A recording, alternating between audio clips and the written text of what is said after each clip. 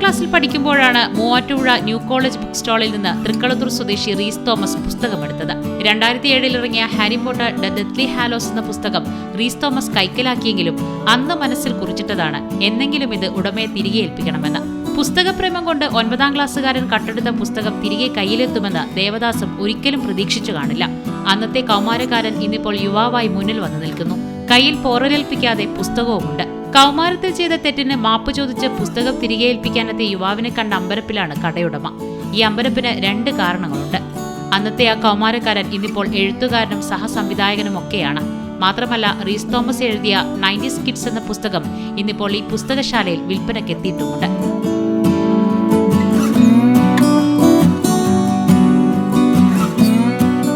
അത് വാങ്ങാനാണെങ്കിൽ നമ്മുടെ കയ്യിൽ അന്ന് 1000-ത്തിനടുത്താണ് വില, അത്യാവശ്യം വലിയ വിലയാണ്.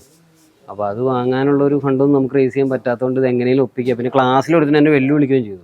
ഇത് നിന്നെക്കൊണ്ട് ഇങ്ങനെ എടുക്കാനൊന്നും പറ്റുമൊന്നുമില്ല, അങ്ങനെയൊക്കെ പറഞ്ഞ് വെല്ലുവിളിക്കുകയും കൂടെ ചെയ്ത് കഴിഞ്ഞപ്പോൾ എനിക്കൊരു വാശിയുടെ പുറത്ത് ഇവിടെ വന്നു കഴിഞ്ഞപ്പോൾ ഇവിടെ കോപ്പി ഉണ്ടായിരുന്നു. അപ്പോൾ അത് നൈസായിട്ട് അന്ന് മറ്റേ ശ്രദ്ധ മാറിയ സമയത്ത് ഞാൻ നൈസായിട്ട് ഇവിടുന്ന് എടുത്തുകൊണ്ട് പോയി. ക്ഷമാപണം നടത്തി റീസ് തോമസ് പുസ്തകം തിരികെ ഏൽപ്പിച്ചു. പക്ഷേ ദേവദാസ് സ്നേഹത്തോടെ ആ പുസ്തകം റീസ് തോമസിന് തന്നെ തിരികെ നൽകി. ഒപ്പം റീസ് തോമസിന്റെ 90s കിഡ്സ് എന്ന പുസ്തകത്തിൽ എഴുത്തുകാരനെ കൊണ്ട് തന്നെ ഒപ്പുവാങ്ങി സ്നേഹസമ്മാനമായി സൂക്ഷിച്ചു വെക്കുകയും ചെയ്തു. മീഡിയ 1 കൊച്ചി.